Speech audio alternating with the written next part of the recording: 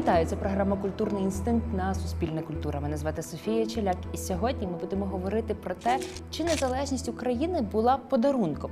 Як формувалася історія Росії, оскільки ми були підневільними, і наша історія. І про те, як українська нація формувалася і продовжує формуватися.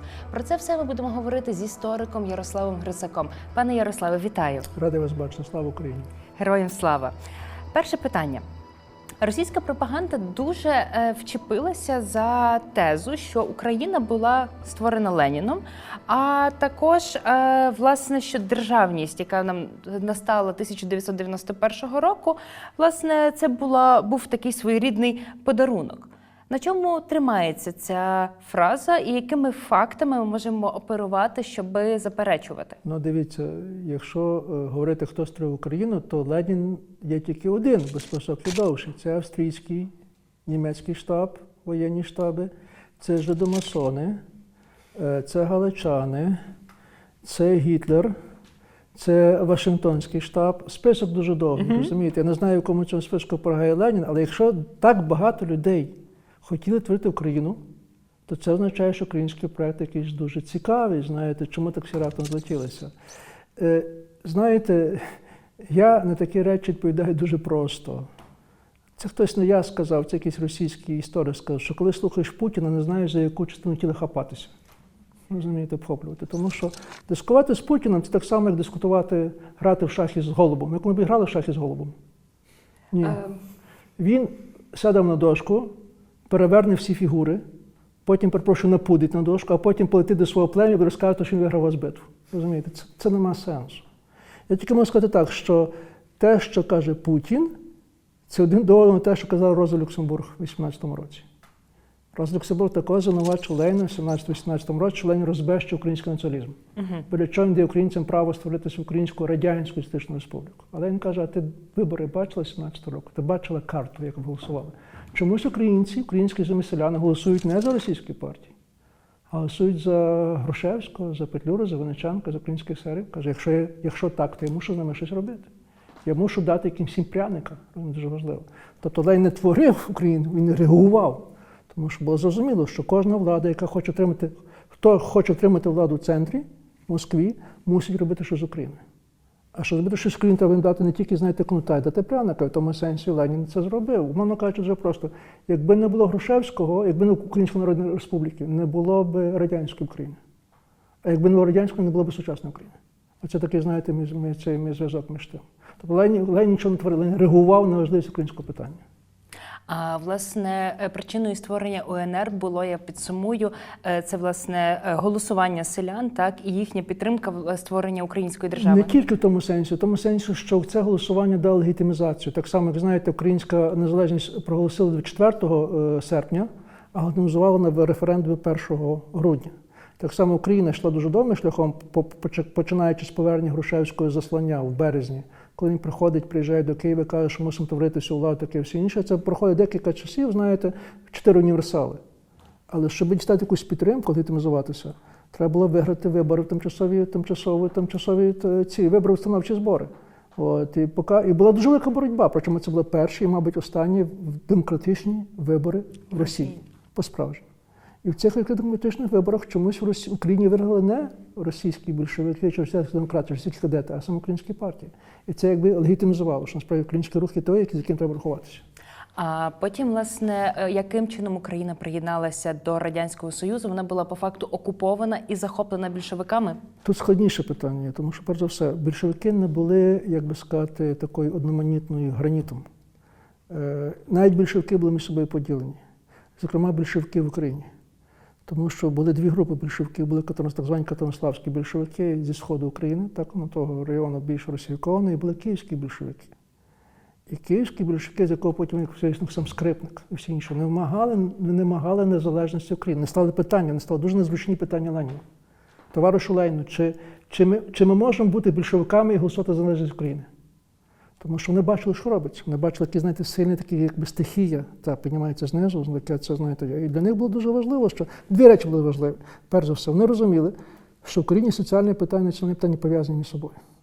Тому що переважно, хто є та біднота і злодота, це українці, українські селяни. Хто є ці поміщики-експлуататори, це якісь росіяни, німці, таке всі інші. У них питання це одне співпадало із другим. А по-друге, дуже важливо, і Ленін, і українські большевики, тут різниці не було. Ми думали про Росію як країну соціалізму, переможного соціалізму. Думали, що Росія почне, а насправді справжній соціалізм має бути в Європі. І це була концепція Маркса, Енгельса і Леніна.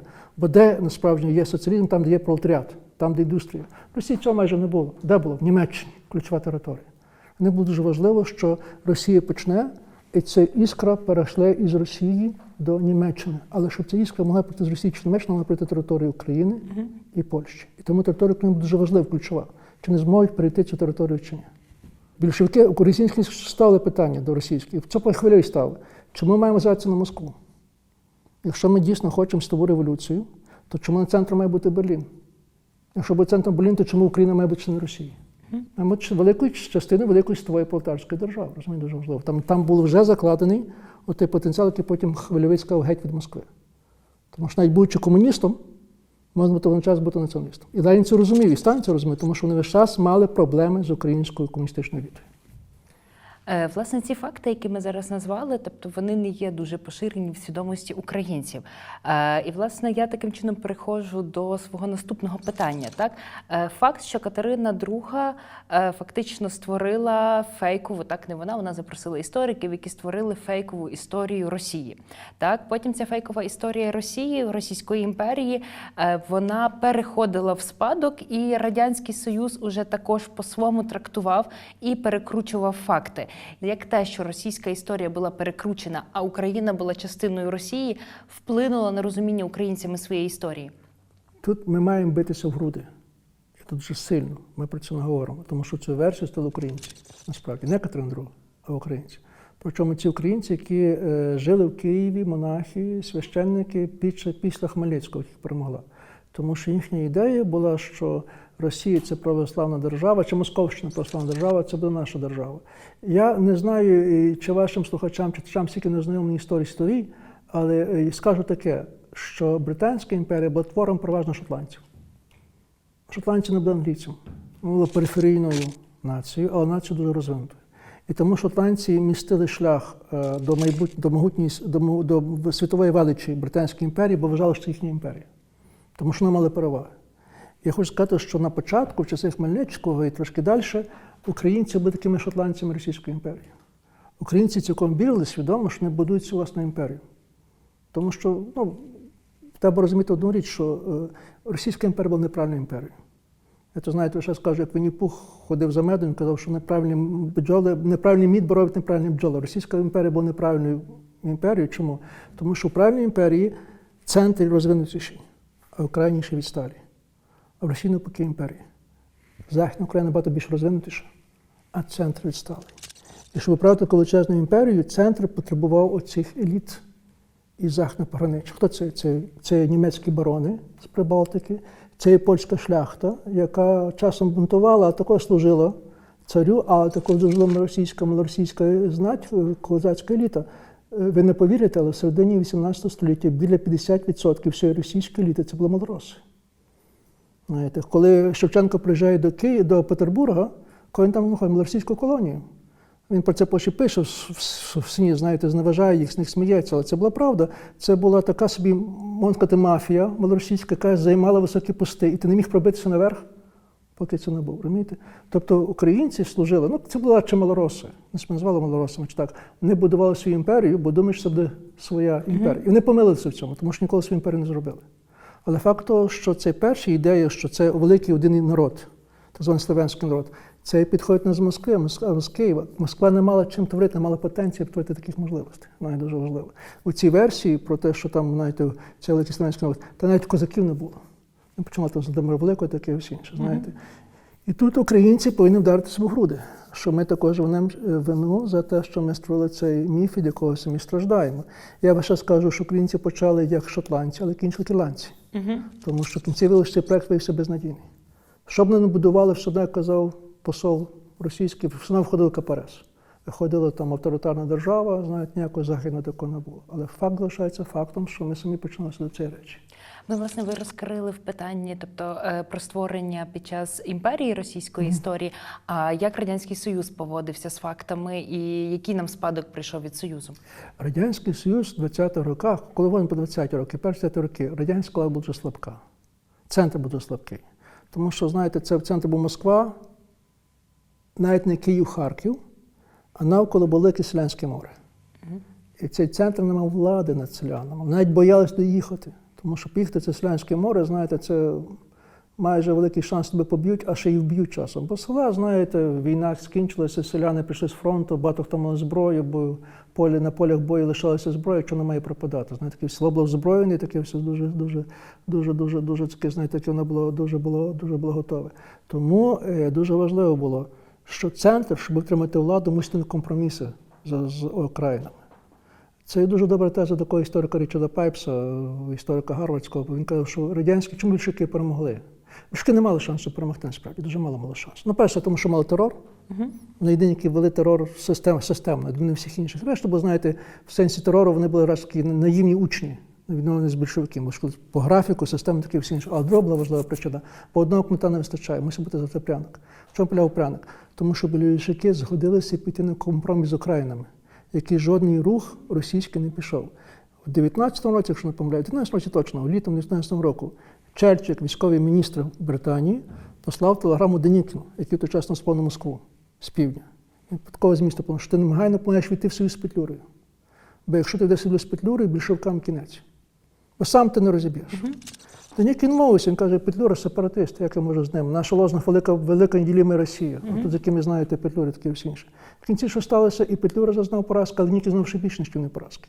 Отже, Ленін зробив те, що не зробив Петлюра, те, що не зробив Денікін. Ленін не боявся. Ленін готовий був давати права окраїнам, щоб створити, знаєте, цю таку систему. Тому дуже важлива теза є, яку перш Колесяк Рудницький з нею погоджується. Українська РСР не була і українською, і радянською державою. Тобто українська не зазнала повної поразки. Це був певний компроміс. Це такий компроміс, можна кажучи, між Їжом і Гадюкою. Так? Тому що ні один, ні другий не могли перемогти, в кінці вони, мовно кажучи, знаєте, поєдналися між собою, щоб якось нарешті мати якийсь певний консенсус. І цей консенсус тривав 10 років. До приходу Сталіна, до тієї колективізації. Але ті 10 років це має, знаєте, просто вибух українства. Ви маєте те, що українство поступово росло, і з 10 років доростало до рівня нації. Тобто маючи, знаючи, ми свої органи, маючи владу, високу культуру, літературу, такі всі інші. Це відоме селянство, і це поклало кінець, тому що Сталін розумів, що так далі не припиниться, він не зараз і не завжди втрачає Україну. А втрата України – це самогубство. І це була ця логіка. І тоді політика міняється. Починаючи з 20-х років, все решта йдеться на те, щоб буквально придушити цю Україну, знаєте, закрити консервну банку, щоб цього більше не повторилося. Але питання таке, що кожен раз, коли це кінчається, якісь там, знаєте, чи кінчається там, чи Сталін кінчається, чи Брежнєв, чи Андропов, все одно Україна вилазить, як шило з мішка. Не дається закрити, навіть дуже важливо. І коли кожен раз проходить лібералізація режиму, чи то Хрущов, чи то Горбачов, зараз українське питання піднімається наверх, і ти бачиш, що воно проводить до кінця цього Радянського Союзу. Тобто це дуже, знаєте, складне питання, бо тут не можна тільки одну історію чи другу історію, мати дві історії одночасно говорити. Є такий анекдот, який я дуже добре почув, колись перший раз, коли приїхав в Дніпропетровську, що історія Росії поділяється на 3 періоди, я скажу по-російськи: допетровський, Петровський і Дніпропетровський. Ми ж повинні розуміти, що всі 3 останні старі генсеки, які були, Хрущов, і Брежнєв, і Горбачов, дуже сильно пов'язані з Україною. І те саме, що бачили в Російській імперії, оце, знаєте, малоросійська колонія, яка сиділа в Петербурзі, те саме ми бачимо в Радянському Союзі. Я читав спогади якогось там секретаря російського з Орлова, і він каже, що це, він скаржиться в той час, 70 роки, що це Дніпропетровські при власті, це українська хунта, і вона ще хуже, ніж монгольська іго. Тому що нікого не питає. Але тут велика іронія полягає з того, що з одного боку українці надпредставлені при владі, на верхах, а з другого боку українці не представлені серед дисидентів. Вони одночасно і там, і там. І там їх дуже видно. Тому що чіткий вибір: або ти йдеш до влади і служиш, і маєш щось позицію, а відмовляєшся від українськості, або навпаки. Ти прибираєш українське, але ти не означаєш, тобі має стинати голову. І ти бачиш, що українці і там, і там. Так само, як, до речі, євреї. Євреї дуже багато при владі, а дуже багато опозиції. Так само українці. А ви згадали, власне, відповідаючи на попереднє питання, про концепцію братніх народів. Давайте ми розгорнемо більше, власне, звідки вона взялася, чи концепція братніх, чому вона стосується не тільки українців, але і білорусів, і чи вона стосується якихось інших країн, і взагалі, чому Росія використовує цю концепцію? Якщо не помиляюсь, один з перших цю концепцію запланував, це наш земляк, закарпатець Венелін, який виїхав до Петербургу, ще раз так інше. Він теж будував цю, знаєте, російську імперію, але не як імперію росіян, але як імперію слов'ян. Він, по-моєму, один з перших вже цю концепцію, що це є два чи три брати. Ця концепція нонсенс. Я не знаю, що такі брати серед націй, знаєте, таке всі інше, знаєте, бо, в принципі, та ж сама концепція можна про Британію і Англію. Теж два дуже братні народи. Майже спільна еліта.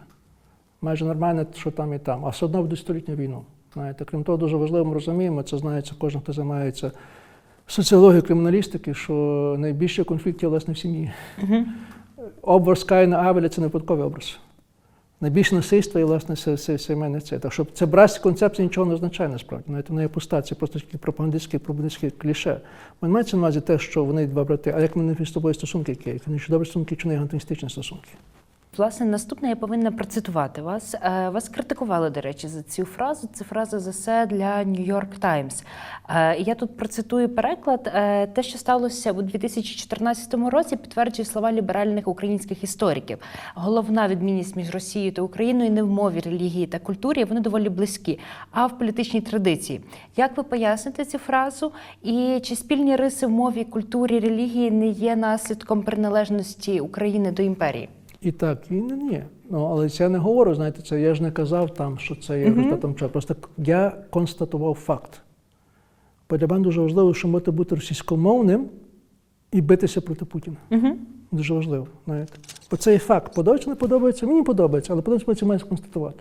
Я нагадаю вам цей цитату з Лойка, той кореспондент Los-Angeles Times, який був в Донецьку під час бій з аеропорту. І він написав цю фразу, про те дуже добре, що був здивований перше, що обидві сторони ведуть на російській мові. Єдина різниця, що на українській мові російська мова набагато краще, інтелігентніша, ніж на ті до Донецька. Мені дуже важливо. Тобто, чому я це говорю? Бо для мене дуже важливо, що можна було старатися русифікувати Україну. І русифікація зайшла дуже далеко. А на того русифікація ніколи не сягнула до самої глибини. Так само, як ірландці. Ірландці майже 100%, 95% англійці, англомовні, але вони не є англійці, можливо. Тому що головним символом ідентичності не є мова, а щось інше. І це є політична традиція. Якщо так дуже просто казати, це прагнення до свободи. Це небажання мати когось, умовно кажучи, такого, як Сталіна чи як Путіна. Взагалі неможливість такої фігури, дуже важливо в українській історії. Тому я дуже просто звожу до цієї речі, що, як би так пояснити, що в Росії неможливий Майдан переможний, а в Україні неможливо Путін. Пробували з Януковичем, 2 рази не вийшло, дуже важливо, тому що політичні традиції знають іншу роль. А чому політичні традиції? Тому що Україна належала цілком іншого політичного простору. І цей простір, навіть війшовши в Російську імперію, вона встановила себе інакше. Вона пробувала будувати на ту імперію, не забудувалася, тому що політична імперія, образ політичної імперії був цілком інакший. І це те, що більш-менш вона собі уявила з європейських політичних традицій через Річ Посполиту. Бо в чому була головна ідея цієї? Що головна влада, центральна влада, не може бути абсолютною. Вона має бути завжди обмеженою. Вони кажуть, що короля чи гетьмана мають обирати, а не назначати. Що ті, що обирають, мають мати політичні права. Причому такі політичні права, які гарантують їм свободи, аж до того, що їх ніхто не має права карати. Коли козаки йдуть будувати Московське царство, імперію, не вдумають, що будуть будувати, власне, за цими схемами. Я до цього вертаюся, тому що ця теза не моя. Це теза, яку сказали 3 людей, яких дуже поважають. Це сказав Михайло Драгоманов, який лівий чи ліберал. Це теж сказав В'ячеслав Липинський, який є правий консерватор. І теж сказав Іван Лисак Рудницький. Я вважаю, що ця теза цілком продається. Можливо, колись так станеться. Я цілком пропускаю, що 2-3 покоління українська мова буде головним визначником. Я не пропускаю. Але зараз ми бачимо, це все-таки політичні традиції. Тому що ми чітко відрізняємося від Росії. Я тут почну зараз посилатися на вашу книгу. Книга «Подолати минуле. Глобальна історія України». І, власне, там ви висуваєте тезу про те, що українська нація формується під час Першої світової війни, так? Але ми знаємо з історії, що більшість націй, зокрема центрально-слов'янських, так, вони сформувалися ще в 19 столітті. Чому, на вашу думку, ми відстали від інших країн і що взагалі відбувалося? Ми не відстали. Це просто різні поняття, що є нація. Бо дивіться, нація дуже багато речей є. Нація – це є група людей, етнос, чи етноси, не обов'язково один, може бути багато етносів, які хочуть жити окремим політичним життям. Нація – це завжди про політику. Це завжди про політику. Знаєте, народ може не мати політики, він може жити, як кажучи, співати свої пісні, не думати про якісь там речі, знаєте, всі йому до цього. Чому дуже важливо? Тому що сама ідея нації виникає набагато раніше. Ще якась група, яка називається українцями, які хочуть мати своє політичне життя, чи автономію, це все. Але це ідея. Воно каже, це цей софтвер, якщо можна сказати, вживати комп'ютерні мови. Чому я кажу про війну? Бо в війні софтвер перетворюється в хардвер. Вперше ця ідея набирає тіла, яка проводить утворення Української Народної Республіки, Гетьманської держави, таке і всі інші. Але моя теза, що це було неможливо, якби не була війна. Тому що війна радикально змінила ситуацію. Зрештою, ми зараз бачимо те саме. Бачите, війна за 3 місяці зробила речі, які були раніше неможливі. Бо війна робить речі неможливі можливими і страшенно прискорює ці всі речі. Я не знаю, наскільки це правда, ніхто не перевіряв, але це те, що ходить з книжки в книжку, що перед війною в Києві 10 родин тільки розмовляли українською мовою. Знаєте, але коли в 17-му році Грушевський кидає клич українського мітингу, і з них сміються, звідки він стільки українців не бере. І російські газети радять йому пройтися по дитячих іграшкових магазинах, не купити олов'яних солдатиків, що звитих наперед українських. Насправді, коли появляється цей конгрес на Софійській площі, мітинг, там раптом маса українців з синьо-жовтим прапорами. І питання, звідки стільки українців взялося? Якщо було 10 там родин перед тим, і раптом ціла площа, десятки тисяч, розумієте, всі інші. І дуже важливо, ти не можеш відповісти, що не береш до уваги війна, бо війна – великий перетворювач. Те, що в нормальних умовах забрало би 20, 30, 40, 50 років, в часи війни забирає 2-3 роки, навіть 2-3 місяці. Я знову буду посилатися, в останню вже буду посилатися на книгу. Ви в ній згадуєте також, що світ боявся незалежності України, тому що вони боялися війни. Але війни між Польщею та Україною. Як взагалі розгорталося це питання? Чому в світу були такі побоювання і як ми цього уникнули? Це були побоювання, які висловлювала польська антикомуністична еліта. Тобто це була частина пропаганди? Ні, антипропаганда. Це була антипропаганда, бо вони щиро вірили, вони були переконані, що комунізм впаде. Вони переконані, що комунізм – це є нежиттєздатне і рано чи пізно впаде. І це, якщо не помиляюся, це я цитую тому лист Мілоша, лауреата Нобелівської премії, до Гедриця, редактора. Він каже, що він неминуче, що комунізм впаде, він просто боїться, що станеться. Тому що, каже, появляться ті всі війни. За Вільну, за Львів, Польща, Українська, таке всі інші. Він цього дуже боявся. Чому цього не сталося? Бо в 51-му році, власне, той самий Гедриць, який був редактором польської культури, журнал «Культура», який був дуже впливовий. Він був впливовий, тому що він друкував першокласну польську літературу. Дійсно, з найвищі полички, що називається. Там, Губрович, Мілош, то всі це читали, зачитувалося. Але він вживав це, знаєте, як мовно кажучи, як тиран. Спочатку йшла добра якісна література, а з тим йшла політична програма цього столу. І в 51-му році Гедриць сказав дуже важливу фразу, ключову фразу, що для добра Польщі ми, поляки, мусимо признати, що Вільнюс литовське, а Львів – українське місто, крапка. Тобто не каже для добра литовців, чи для добра українців, для добра поляків. Повинні раз і назавжди позбутися в цих тих хімер і утопій. Тому що наше завдання – мати литовців і українців як союзників, а не як ворогів. Ну, крім того, знаєте, Гедриць був дуже свідомий тих всяких кривд, які поляки зробили українцям. Але тоді, коли це Гедриць сказав, його прокляла вся діаспора польська. Зрадник, знаєте, таке всі інше, як можна відмовитися від свого, це ж таке своє. Але в 79-му році, коли приходить до влади опозиція «Солідарність», яка читала Гедриця, яка на ним виросла, вона приймається як основу своєї політики. Я може вам нагадаю, може пам'ятаєте це, десь декілька років тому назад, 3-4 роки тому назад, був такий скандал в Польщі. Тому що запропонували новий варіант, як це, валюти. Так, не валюти, а грошей. Купюр, так. І на цих купюрах були зображені Вільнюська брама і Литовський цвинтар Орланд. І Львівський цвинтар. Так, цвинтар Орланд. Заборонили. Чому? Бо натяк. Не боялися навіть натяку на це, розумієте, дуже важливо. Дивіться зараз в Польщі може прийти до влади будь-хто. Ну, яка еліта не приходить. Крім всяких ідіотів. Ідіоти завжди. Але хто би не прийшов до влади, ви ніколи не скажете, що Львів – це польське місто. Тому що не розуміють, що є щось, що не можна... Є межа, є червона лінія. Так, розумієте? Так само, якби хто б не прийшов до влади в Києві, ніхто не скаже, що Перемишль – це українське місто. На українське за походженням. Дуже важливо. Чому? Тому що вважаю, що добра поляків і українців треба сказати, що кордони несправедливі, але вони і реальні, і давайте жити навколо цих кордонів. От чому найбільше полягає проблема України? Що немає російського гедриця. Не появився ніхто, хто би сказав, що Крим не наш. Що для добра Росії давайте визнати, що Донбас і Крим – це Україна. Розумієте? Можливо, сказав би це Сахаров, але Сахаров рано помер. Ми найбільше чекали це від Солженіцина. Солженіцин, знаєте, він сидів в таборах, він писав добре про бандерівців, він пише, сказав, що він наполовину українець. В 90-му році Солженіцин пише таку статтю «Як нам построїть Україну», і що він там пише? Пише, що в Казахстані і в Україні є територія, яка належить нам. Тобто навпаки, розумієте, дуже важливо. І оце є та, що ахілесова п'ята і російського лібералізму, і українського питання, тому що ми не маємо ніякого відповідника цього. І тому, коли ми зараз колись, а я переконаний, що це колись дійде, бо ми не можемо мати вічно такого сусіда, ми мусимо його нормалізувати. Але коли ми матимемо цього сусіда, нам треба дуже ставити питання російського гедриця. Тому що вступним квитком на цієї розмови має бути простати Крим наш. Бо це єдиний спосіб нормалізувати. Я весь час це підкреслюю. В Європі нема справедливих кордонів. І це неможливо просто справедливі кордони. Взагалі не знаю, що справедливі кордони.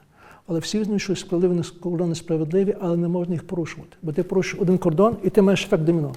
Тобто я не знаю ні одного справедливого кордону з морського винку кордону Ісландії, бо той острів. Всі решта кордонів умовні. Зрештою, візьміть собі на YouTube, пошукайте таку, знаєте, відео, як мінялися кордони Європи, натисніть на кнопку, будете бачити, як вони рухалися. І це все є, знаєте. Тобто всі розуміємо, що кордони не є справедливими чи історичними. Але кордони не можна рухати. Бо ти порушив кордон, ефект доміно, рушаться всі кордони. Дуже важливо. Ми пам'ятаємо, що і Перша, і Друга війна виникла через кордонні суперечки в Європі. Не в Азії, не в Африці. І ми це повинні пам'ятати. Власне, ця політика Європи ніколи більше не чає кордони досконалі, ми їх не рухаємо. Це система, Веймарська система. Це Вестфальська система, перепрошую. Що Путін робить? Чому Путін такий небезпечний? Тому що Путін рушить цю систему. Путін свідомо порушує кордони.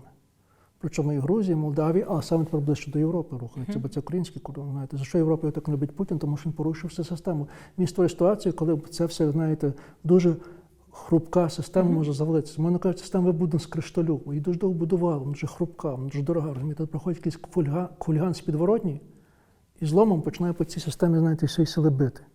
І, власне, цим небезпека в чому Путіна, тому що він порушує весь світовий порядок.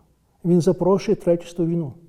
Можна кажучи сюди, тому що НАТО про це пам'ятає. І ми зараз стаємо тим форпостом Україна як держава, яка намагається втримати оцю систему і втримати Європу. Я не єдиний, який це кажу, але я це кажу, що боротьба за Україну – це не боротьба тільки за Україну, це боротьба за контрмайбутнього світу. Це перше, це боротьба демократія чи авторитаризм, яка буде наступна модель. Тому що куди Україна переможе, значить ми бачимо, це хто перевищується дуже ці шальки. Це також боротьба за геополітику. Знаєте, де буде це, мовно кажучи, кордони, які принцип буде стоїтися. Це боротьба, чи ми зможемо відвернути Третю світову. Тому що бачимо, що і Перша, і Друга світова була навколо України. І в кінці це боротьба за те, чи світ взагалі виживе. Ми забуваємо один важливий фактор, що ще десь починаючи з нульових років, росте кількість передбачень екологічних, економічних, що 20-ті роки століття будуть визначальними для того, чи світ може вижити як екологічна система. Тому що швидкість розвитку нашої цивілізації технологічної, а також швидкість розвитку населення в окремих районах на півдні, приводить до того, що до 30-го року ми можемо мати вичерпані ресурси. Воно каже, що світ не витримає такої технології, такого росту інше. І це ключова оця територія, розумієте? І то раптом все тої ключової століття, раптом ще маєш Росію із війнами. Ми вже зараз бачимо заяву цього голови якогось комітету, Іван, що якщо так далі продовжиться, то будемо мати голодні бунти в Ефіопії, там, в Малі, такі всі. Тобто раптом це велика проблема, розумієте? Україна – це є глобальна проблема. Росія глобальна. Росія – це глобальна загроза. А Україна – це глобальне питання. Дуже важливо. І тому я весь час кажу, що я не знаю, чи нас це продасть сили, чи не продасть сили, тому що ми, в принципі, маємо щось важливіше. Ми захищаємо своє власне існування, своїх власних сімей, свою територію, своє право жити тут, таке всі нічого. Ми повинні пам'ятати, що це не тільки це. Це боротьба за контрмайбутнього світу. Воно кажучи, ми весь час на грані знищення світу, як у цивілізації, як у взагалі існування людського роду. Знаєте, той, хто читає Біблію, то немає той сумнів щодо цього. Навіть той, хто теологічно читає, вважає, що це дуже близько. Я виходжу з тої тези, що кінець світу неминучий. Але наше завдання відсторонити цей кінець для нас і наступного покоління. З тим, що наші діти також могли це саме робити, дуже важливо. І тому, власне, мовно кажучи, це є боротьба, якщо так можна сказати, якогось характеру апокаліптичного. Це питання, чи ми зможемо вижити людський рід. І це питання залежить від того, що буде робитися в Україні навколо України. Дякую, пане Ярославе, дякую за цю розмову і дякую насправді за кінцеві слова. Дякую. Отже, я нагадую, що це програма «Культурний інстинкт» на Суспільне культура. Мене звати Софія Челяк, і сьогодні ми розмовляли з Ярославом Грицаком. І, власне, бажаю вам перемоги в всесвітнім злом і всесвітнім апокаліпсисом. Залишайтеся з Суспільне культура. До зустрічі.